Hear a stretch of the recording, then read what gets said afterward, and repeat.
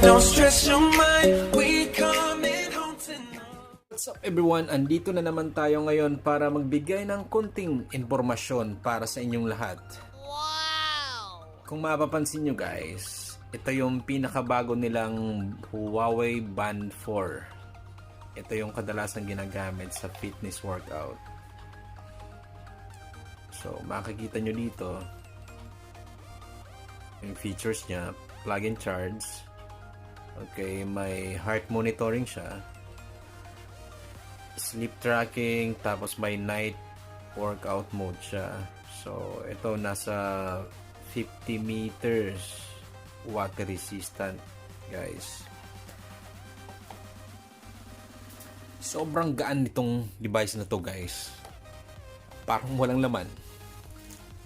So buksan na natin.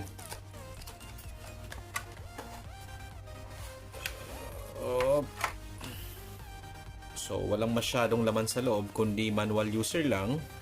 Okay. At yung device iMe, yun lang. So number 1, paano nga ba i-power on tong device na to? Okay, mapapansin nyo dito, press nyo lang to guys. So naghiwalay na siya. At andito yung USB port niya. So ito yung isasalpak nyo para doon, para mag-power on yung device nyo. So dalawa lang ang kailangan nyo o kaya tatlo. Yung laptop nyo, yung plug ng smartphone nyo, o kaya yung power bank kung may power bank kayo. So sa akin, ang ginagamit ko kasi guys, yung power bank. Okay, may power bank na rin ako. So ito na yung gagamitin ko. Ngayon, i-plug nyo lang siya dito para mag-power on yung device. Tayin nyo lang siya ng konting segundo, yon. On na siya. So ngayon, may model number yan. Ayan, band 4798. So band 4798 yung model number niya. Kung may Huawei phones kayo guys, kung may Huawei phone kayo, okay, may default application na siya. May default application na siya. So, di nyo na kailangan mag-download pa ng application kung may Huawei phones kayo. Kung wala naman kayong Huawei phones, okay, i-download nyo siya sa Play Store o kaya sa App Store kung may iPhone kayo. Okay. So, ito. Huawei Health. Yan lang i-download nyo kung may iba kayong gamit na smartphone. Okay? Kung hindi Huawei smartphone yung gamit nyo, i-download nyo lang siya guys. Okay? So, pagkatapos yung i-download, punta na kayo sa Huawei Health. Ngayon, add nyo. Click nyo yung add. Okay? Hanapin yung smart band. Nga pala guys, kung kada-download nyo lang ng application, mapapansin nyo dyan, wala kayong makikitang okay, band 4 dyan. Kasi nga, hintayin nyo lang yung updates. Madali lang naman yun eh. Makikita nyo kaagad yung updates dyan. Within a seconds, lalabas yun kaagad. So, update nyo lang. Okay? So, band 4, connect na natin. Check nyo yung model number. Pair nyo. Okay, so lumabas na kaagad. Huawei Band 4798. So, click nyo. Yun. Pair na siya. Check. Done. Okay. So, connected na siya guys. Mapapansin nyo, andyan yung mga activity sample nyo. Yung tracking device, yung fitness nyo, calories. Okay. So, ito yung band face niya. So, pwede nyo siyang pagpalit-palitin by the way. Yung calories, steps, tsaka kung ilang kilometro yung tinakbo nyo. So, andyan na yan. Okay. Steps, heart rate, yung pagtulog nyo, kung ilang oras. So, bali itong pagtulog guys, mamomonitor nyo dito kung kulang kayo sa tulog. O magno-notify naman yan sa inyo kung kulang kayo sa tulog. Magbabibrate tong device na to. Okay. So, workout. Andito lahat nakasaad yung workout. So, takbo kayo sa labas. Gusto nyo tumakbo o maglakad lang sa labas. So, gamitin nyo yun. So, indoor. So, yung mga mayayaman dyan. Yan. Sa loob lang ng bahay. O sa labas. Lakad-lakad kayo. O sa loob. O may bisikleta pa. O kaya naman yung indoor cycle. Kung meron kayo. So, andyan. Elliptical, may rower siya. Kung halimbawa naman, itong free training na to guys, ginagamit to kadalasan sa gym. Punta kayo sa gym. Okay, so maraming activities na ginagawa doon, di ba? Okay, so pag nasa gym kayo, ito lang yung gamitin nyo, yung free training. So kung magbubuhat kayo ng mabibigat na bagay, okay, bibigat kayo ng mabuhat na bagay o kung dun kayo mag-exercise, so ito yung gamitin yung free training na to. Okay. So ano pa? Halimbawa, mag-start umpisan na natin. Okay. So itong device na to, hindi to gagana hanggat di nyo nasusuot sa device sa kamay nyo. Okay. So, nasuot ko na. So, eto, heart rate. Press nyo. Kung gusto nyong malaman yung tibok ng puso nyo, kung in love ba kayo, hindi. Hindi, joke lang. So, ito guys, yung heart rate nyo, makikita nyo dito. Okay. Makikita nyo dito yung heart rate nyo kung normal ba siya o hindi. A few moments later. So kung halimbawa okay, tapusin na natin. So ganun lang guys yung gagawin nyo kung gusto nyo i-check yung heart rate nyo. So pagtulog nyo sa workout naman, halimbawa magja-jogging kayo sa labas. Okay, may target doon. May target, notify me 1 kilometer. So, may iset nyo guys. Pwede nyo namang iset yan sa phone nyo. Okay, pwede nyo iset sa phone nyo kung great. Okay. So, yan nyo. Kailangan nasa labas kayo. Kaya sa indoor. Try nyo. Start nyo. Okay.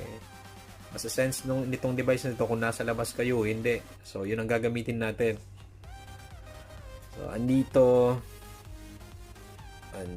yung heart rate nyo, ilang kilometer yung tatakbuhin nyo, yung time nyo, yung calories, kung ilang steps ba yung tinakbo nyo. So, andyan guys. Okay? So, andyan lahat. Mag-uumpisa yung calories dyan kung tumatakbo na kayo. Napakaganda nitong device nito kasi unang-una napakagaan niya, tsaka napakadaling gamitin, unlike sa ibang device kasi alam mo yun, medyo komplikadong gamitin. So ito, kumbaga napakadali. So malimbawang tapos na, stop nyo lang, long press nyo lang yung ito, mapapansin, long press nyo lang yan kung gusto nyong itigil na yung exercise workout nyo. So, yan. Stop nyo. Ito, naka-pause yan. Ito, play again o tigil na talaga, end session. End nyo lang. So, yun. Walang nakalagay ditong distance kasi unang-una, hindi ka naman tumakbo. Dito lang ako sa bahay. So, yun lang guys. Ang gagawin nyo. Napakadali. Ito yung nasa loob ng device ng smartphone nyo. Okay, sa application. Connected siya. So, may mga watch faces siya dyan. Ibig sabihin, pwede nyong, kung ayaw nyo ng design na to, style ng faces ng band 4 nyo, pwede nyo siya guys i-download lahat dito. So, napakadami dito na mga design na pwede nyong i-download dyan sa device nyo na band 4. Okay. So, ito lang yung na-download ko. Bali, maximum 5 lang yung pwede nyong i-download. O kaya mga 5 o 6 ganyan. So, ito lang yung na-download ko sa device ko. Kasi mas gusto ko yung features na to. Kasi unang-una, nakikita mo kaagad yung calories, steps, okay, kung ilang kilometer yung tinakbo mo. So, napakadali. Kumpara dun sa iba kasi kaibang phases, bali yung time lang yung nakikita mo. So, andito guys lahat yung function niya. Halimbawa, yung notification. Okay. Yung notification guys, so andito lahat. Halimbawa, pwede nyong i-select kung ano lang gusto nyong application na magno-notify dun sa band 4 nyo. Okay, marireceive nyo, makaka-receive, by the way guys, marireceive nyo yung message, mababasa nyo talaga mismo yung message.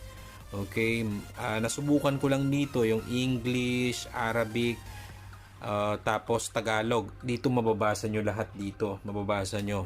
Hindi lang manonotify yung parang lalabas lang na message, yun lang. Kundi dito guys, mababasa nyo talaga yung mga letra. Okay, so notification, i-ano nyo lang, okay, kung ano yung gustong ma-notify, i-enable nyo lang lahat to. Kasi ito yun, lahat na gusto kong ma-notify, ito lahat. So, mababasa ko yun dun sa band 4. So, yun.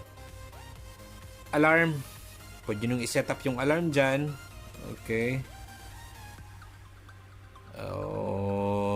Firmware update. So, kung may update naman guys, lalabas yan dito ng kulay red. Pwede nyo i-update yung device para sa may mga bagong features na lalabas sa band 4 nyo. Okay. So, exercise. Kung gusto nyo lang mag-exercise, pwede nyo ditong i-set up. Okay. O kaya, pwede dun sa device mo. Okay. So, ayan. Pwede ka na magsimula. Pwede mong i-set up dito o kaya dun sa band 4 nyo. Ako kasi hindi ko na ginagamit to eh. Nagamit ko yung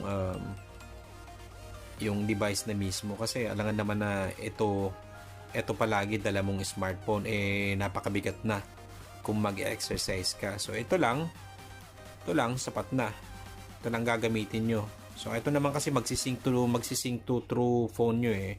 Magsisync lahat na activity nyo dito sa phone nyo. Magsisync yan lahat. Okay, indoor, work, cycle, train. So, andyan na lahat guys. So, may achievement. So, may medal. Ito yung parang halimbawa yung mga achievement mo. Okay. Weekly, monthly report para sa activity nyo. Okay. So, yun lang guys. Yun lang para sa ngayon. So, ito, yung steps nyo, calories, andyan na lahat. Yung kung ano yung andito sa device mo, lahat na sa device mo, andito rin lahat sa makikita sa phone mo. Okay, so kung halimbawa may mga target ka, 10,000 steps, daily monitoring, okay, monthly, okay, may monthly dito, may daily, weekly, monthly workout. So mamomonitor mo lahat na activity mo dito. Daily, weekly, monthly guys. Okay? Yun lang para sa ngayon guys. Peace.